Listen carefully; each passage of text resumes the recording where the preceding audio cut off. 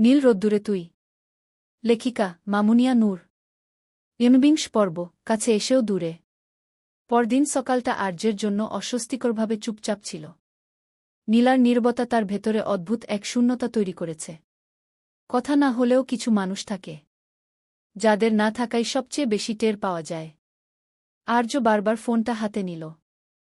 নীলার নামটা স্ক্রিনে ভেসে উঠল। ডাকবে কি না এই দ্বিধাতেই অনেকটা সময় কেটে গেল।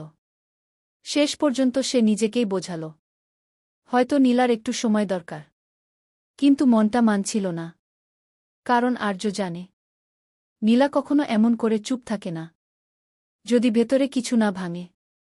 বিকেলের দিকে আর্য সেই পুরনো বেঞ্চটার কাছে গেল, যেখানে তারা প্রথমবার দীর্ঘ কথা বলেছিল।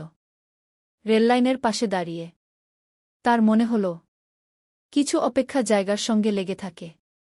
নীলা আসেনি। আর্য বসে রইল তবু, কারণ সে বুঝে গেছে, এই অপেক্ষাটাই এখন তার সবচেয়ে বড় সত্য। ঠিক তখনই দূর থেকে নীলাকে দেখতে পেল। একই নীল শাড়ি নয়, হালকা রঙের সালোয়ার, চুল বাঁধা, মুখে ক্লান্তি। নীলা কাছে এসে দাঁড়াল। দুজনেই কিছুক্ষণ চুপ করে রইল। এই নীরবতা আর আগের মতো আরামদায়ক নয়।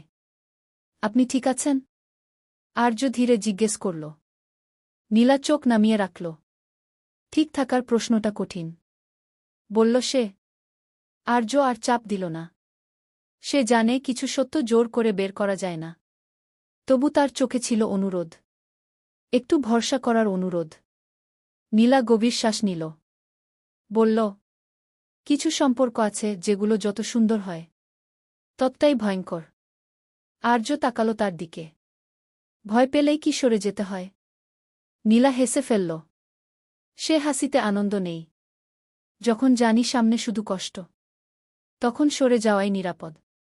এই কথাটা আর্যের বুকের ভেতর কোথাও আঘাত করল।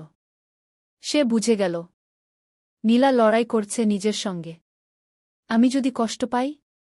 আর্য শান্ত গলায় বলল। নীলা কিছুক্ষণ চুপ করে থাকল। তারপর খুব আস্তে বলল, সেই কষ্টটা আমি নিতে পারব না। এই প্রথম আর্য বুঝল, নীলার দূরে যাওয়ার ভেতরেও ভালোবাসা আছে, কিন্তু সেই ভালোবাসা স্বার্থপর নয়। নীলা উঠে দাঁড়াল। যাওয়ার আগে শুধু বলল, আমাকে একটু সময় দিন আর্য। আর্য মাথা নেড়ে সম্মতি দিল। কারণ সে জানে, কিছু মানুষকে ধরে রাখার সবচেয়ে ভালো উপায় হল ছেড়ে দেওয়ার শক্তি রাখা। নীলা চলে গেল। আর্য তাকিয়ে রইল তার পেছনে। মনে মনে ভাবল, এই গল্পের শেষটা এখনও লেখা হয়নি। পরের পর্বে নীলার সময় কি তাকে সত্যের কাছাকাছি নিয়ে যাবে, নাকি দূরত্ব আরও গভীর হবে? গল্পটি ভালো লাগলে ও পরের পর্বগুলো পেতে চ্যানেলটি সাবস্ক্রাইব করে পাশে থাকুন।